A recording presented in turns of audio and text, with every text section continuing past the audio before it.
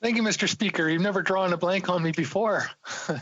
I'd like to thank the honourable member for his speech and really outlining the situation in long-term care homes. It's abysmal what is happening in long-term care homes, and I've been talking about this issue before the pandemic with the foreign ownership issue with Anbang Insurance buying up retirement concepts here in British Columbia.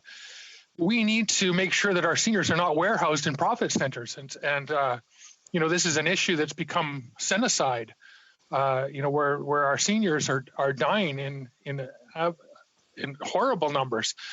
My question is to the honourable member: do you think that we should be using the Emergencies Act to force the provinces to change the way that they're operating these long-term care facilities, and make sure that we're preventing deaths in these facilities?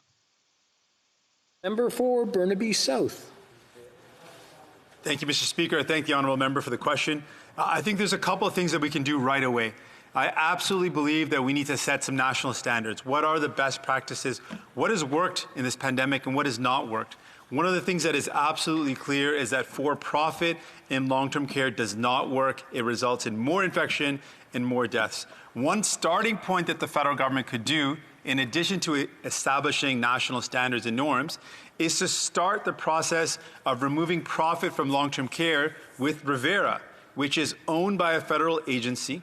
It is something that the federal government can immediately end the profit and move it to public and ensure that we're saving lives. And so we're calling on the federal government, we're calling on Justin Trudeau, or the Prime Minister, to ensure that the Revera, which is owned by a federal agency, is turned into a public service, no longer private, and that we save lives.